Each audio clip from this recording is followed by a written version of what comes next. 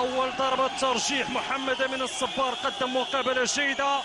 لاعب الأولمبيك والهدف الأول من جانب فريق أولمبيك سفيدا.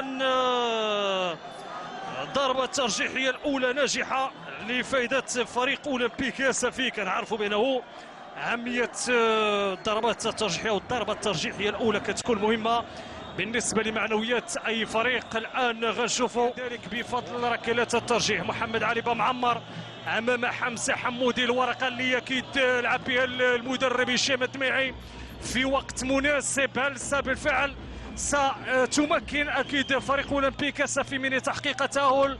شريطة تألق الحارس حمزة حمودي. أول اختبار لحمودي محمد علي بمعمر.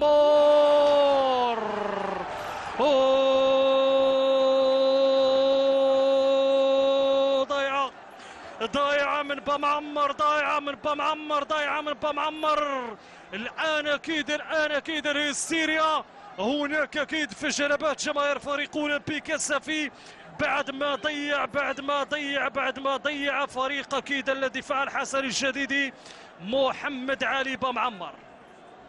نشوفوا الحسنة الثانية مع أولمبيك سفي.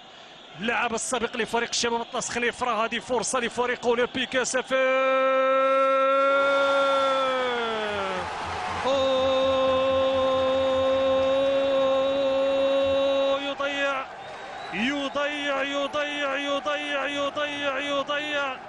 يضيع كمالة الحاج.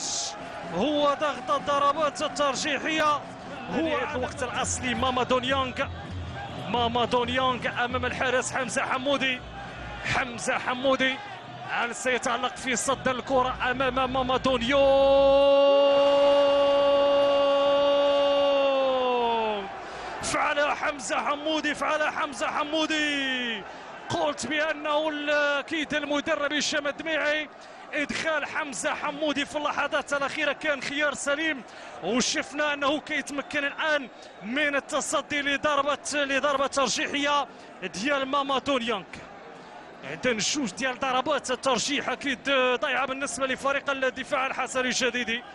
ضيع محمد علي بمعمر وضيع مامادو نيانغ فيما سجل. نشوفوا المهدي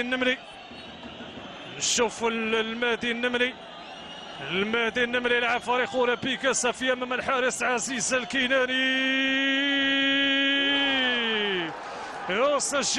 يسجل المهدي النملي يتمكن من تسجيل الهدف. الآن تصبح النتيجة أكيد 2-0.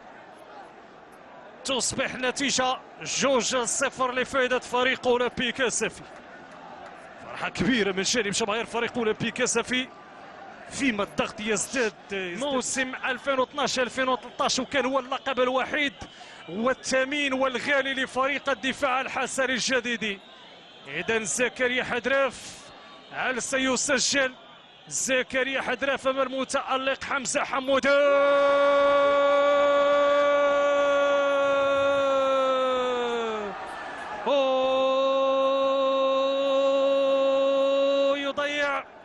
يضيع وهذه كرة ديال المباراة.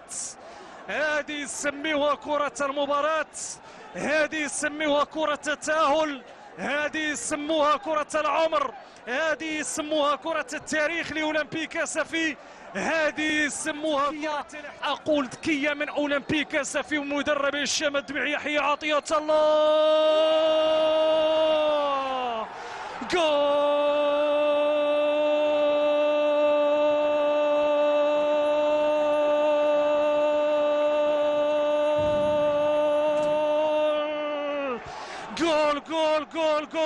جول التأهل. مبروك لأولمبيك سفي تأهل التاريخي لأول مرة في تاريخه كيتمكن من التأهل لنهائي كأس العرش. إذا أول فريق يكسب ورقة التأهل لمباراة النهائية هو فريق أولمبيك سفي في انتظار نصف النهائي الثانية بين فريقي أكيد اتحاد طنجة والمغرب الفاسي. فريق أولمبيك سفي يدخل أكيد التاريخ من باب واسع، لأول مرة يتمكن من وصول لمباراة النهائية واحتفالية كبيرة.